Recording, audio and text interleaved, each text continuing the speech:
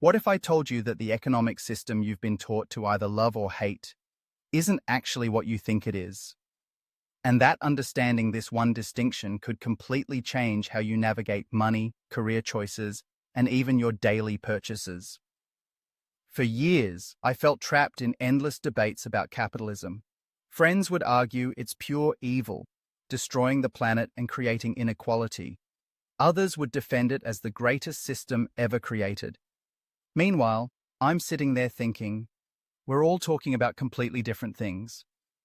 I felt confused, frustrated, and honestly pretty cynical about the whole economic conversation. Then I discovered something that changed everything. There's a massive difference between what economists call free market capitalism and what we actually have today. And once you understand this difference, you can finally stop arguing about theory and start making smarter decisions with your actual life. Here's the breakdown that will save you years of confusion. Step 1. Understand that modern economies aren't purely capitalist. They're mixed systems. True capitalism means private ownership, voluntary exchange, and minimal government interference. But look around. We have massive government subsidies, bailouts, regulations, and central banks controlling interest rates. That's not pure capitalism. That's a hybrid. Recognizing this stops you from blaming or praising the wrong thing. Step 2. Learn the difference between crony capitalism and competitive capitalism. Crony capitalism is when big businesses use government connections to eliminate competition and secure advantages. Think bailouts for banks while small businesses fail. Competitive capitalism is when companies succeed by serving customers better. Understanding this helps you identify which businesses and investments actually deserve your support. Step 3. Recognize that markets are tools, not religions. Markets are incredibly powerful at coordinating information and resources. But they're not perfect, and they're not moral systems. They're tools. Just like a hammer can build a house or break a window. This perspective helps you use market forces strategically instead of getting emotionally attached to ideology. Step 4. Focus on what you can control.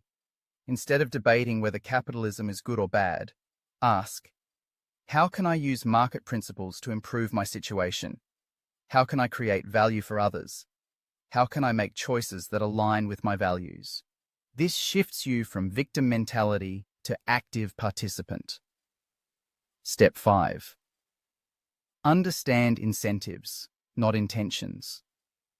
The beauty of market systems isn't that people are good or bad. It's that good systems align self-interest with social benefit. When someone serves you well at a restaurant, they're not being altruistic. They want your tip and return business, but you both benefit. Understanding this helps you design better systems in your own life and work. Now, I know what you're thinking. This sounds too simple. I was skeptical too. I thought economics had to be complicated, that there had to be some perfect system we just hadn't found yet. But after applying this framework for 6 months, something interesting happened. I stopped getting stressed about economic news. I started making better investment decisions. I chose jobs and projects based on value creation rather than just salary. People started asking me why I seemed more confident about money and career choices. Here's what I want you to do. For the next 30 days, try this experiment. Instead of consuming economic news or political debates, spend that time learning one practical skill that creates value for others. Could be coding, cooking, writing, fixing things, teaching something you know. Anything that makes someone else's life better. Watch what happens. You'll start seeing the economy differently. Not as this abstract system happening to you, but as millions of people trying to solve problems for each other. And you'll realize you're not stuck on the sidelines of capitalism. You're already participating. The question is just, how intentionally?